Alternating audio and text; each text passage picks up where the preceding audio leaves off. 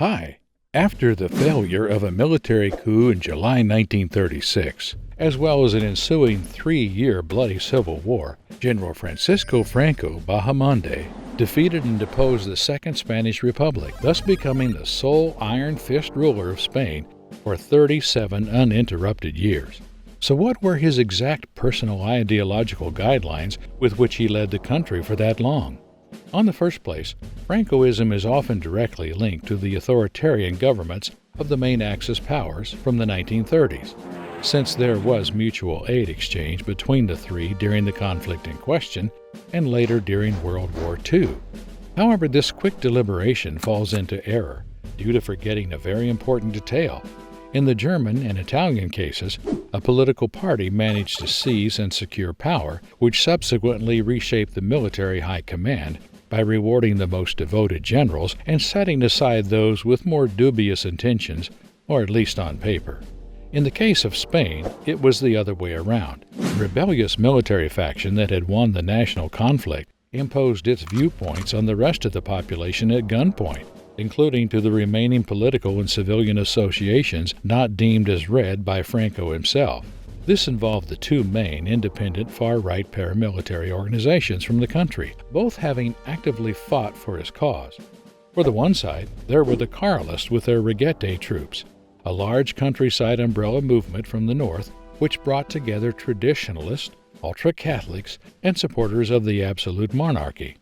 And on the other side, there was the Spanish Falange, also called Blue Shirts, a large, extremist, belligerent movement heavily inspired by the Italian fascist Black Shirts. Right before the Civil War outbreak, its strong, charismatic leader, José Antonio Primo de Rivera, was accused of conspiracy and imprisoned by the Republican government on March of 1936, being sentenced to death and executed in November under, let's say, quite strange circumstances.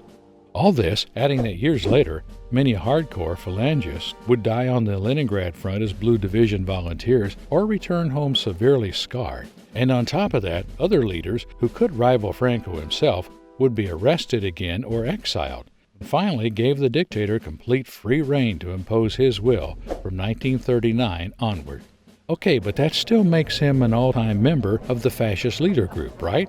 Well, kinda. It's actually a bit more complicated. You see, when Franco established his first government, he forced all groups which hadn't been banned to merge in what would later be called the National Movement, a weird melting pot whose members only had in common to be fervent anti-Marxist conservatives. This was done on purpose, so ideological disparity would nullify all possible future attempts to form a cohesive internal faction that can contest the dictator's rule, without forgetting that those who showed their loyalty with deeds would be substantially rewarded with juicy positions in the government or the public administration, hence making many among the traditionalist, monarchist, or Phalangist old guards to abandon their core beliefs and start competing with each other to gain the autocrat's favor. Moreover, back during the Civil War, accounts of his unstable inner circle, like General Miguel Cabanilla, would warn his peers about Franco's power-hungry ambitions, exclaiming that apart from being an ardent anti-communist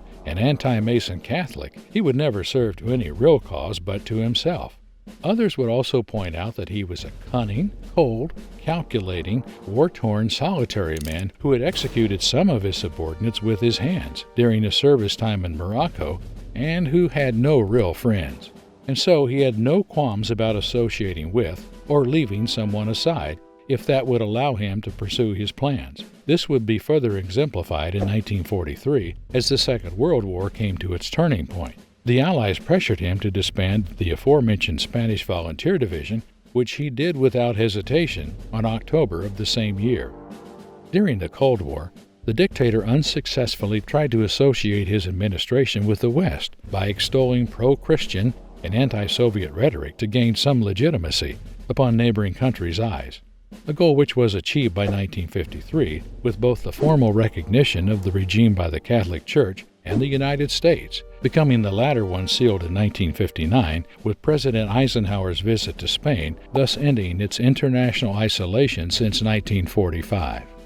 Eventually, throughout the same decade, in order to improve the regime's external image, Franco dismissed those members of his cabinet who had been loudly sympathetic to the Axis in the past, making the Falange altogether to lose its prominent role inside the state, a role that would gradually be assumed by the Opus Dei, a powerful rival Spanish Catholic organization which ended up taking control of both the propaganda apparatus and the education system, shifting the old regime's secluded, self-sufficient, anti-capitalist policies akin to the fascist doctrine into a full-fledged industrial technocracy, with a limited degree of economic freedom and opening toward global markets,